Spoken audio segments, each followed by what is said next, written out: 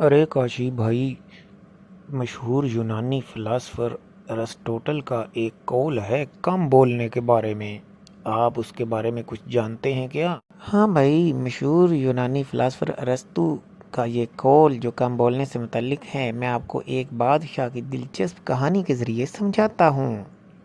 ہوا کچھ یوں کہ ایک بادشاہ جو کہ ایک بہت بڑی سلطنت کا مالک بھی تھا اور اس کا حکم بھی چلتا، اس کا رعب دبدبا ساتھ والے ملکوں پر بھی رہتا، اور جب وہ بولتا تو اس کے بولنے کے فن میں اتنی خاص مہارت نہ تھی کیونکہ وہ خاص پڑھا لکھا تو نہیں تھا۔ تو آخرکار وزیروں مشیروں سے کچھ باتیں سیکھ کر اس نے ایک شہر میں تقریر کرنی تھی۔ وہ اس شہر میں گیا، اس کا بڑا استقبال کیا گیا۔ شہر کے سارے لوگ سڑکوں پر جمع ہو گئے کہ بادشاہ سلامت ان سے آج کچھ بات کرنا چاہتے ہیں۔ اچھا بھائی، بادشاہ ان سے کیا خاص بات کرنا چاہ رہا تھا؟ پہلے وقتوں میں بھی بادشاہ اپنے عوام سے بات کر لیا کرتے تھے تاکہ ان کو اپنے اعتماد میں لیا جا سکے۔ تو وہ شہر میں کچھ سہولتیں فراہم کرنے کے سلسلے میں اس نے بات کرنی تھی، سمجھانا تھا تاکہ شہر کے لوگ بادشاہ کے ان انعامات پر بڑے خوش ہو جائیں۔ تو اس شہر پر خاص بادشاہ نے کرم کیا اور کافی سہولتوں کا انتظام کرنے کا ارادہ کیا۔ وہی بات وہ شہر والوں سے خود جا کر کرنا چاہتا تھا، کیونکہ چند دن پہلے بادشاہ کے محل میں چند لوگ آئے اس شہر سے اور شہر میں سہولتوں کے فقدان کے متعلق انہوں نے بات کی تھی۔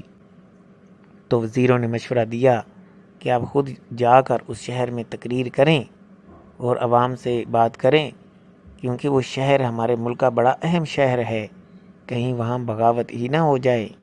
یہ بادشاہ بھی انہی طرح تھا، یعنی کہ عوام کا پیسہ عوام پر لگا کر ہی ان پر احسانات جتانے کے چکر میں تھا۔ بہرحال وہ بادشاہ کافی زیادہ پیسہ جو ہے وہ عوام پر ہی لگاتا تھا، اس حوالے سے وہ کافی مشہور بھی تھا اور رحم دل بھی تھا۔ لیکن ہوا کیا کہ اسے کیونکہ بات کرنے کی اتنا خاص طریقہ نہیں تھا تقریر کرنے کا، تو جب اس نے تقریر شروع کی تو اس کا کوئی سر پیر نہ رہا۔ وہ کافی باتیں لمبی ہوتی گئیں۔ شروع میں لوگوں نے بڑی دلچسپی سے سنا، لیکن آہستہ آہستہ اکتانے لگے۔ تو بادشاہ کی تقریر لمبی ہوتی ہوتی آخر 2 سے 3 گھنٹے تک جا پہنچی۔ کچھ لوگ تو بالکل اکتاہٹ کا شکار ہو گئے اور بیزار ہو گئے، لیکن ادھر سے ایک وزیر نے اشارہ کیا کہ بادشاہ کو کسی طریقے تقریر ختم کرنی چاہیے۔ تو بادشاہ فوراً سمجھ گیا اور اس نے اپنی تقریر کو ختم کر دیا۔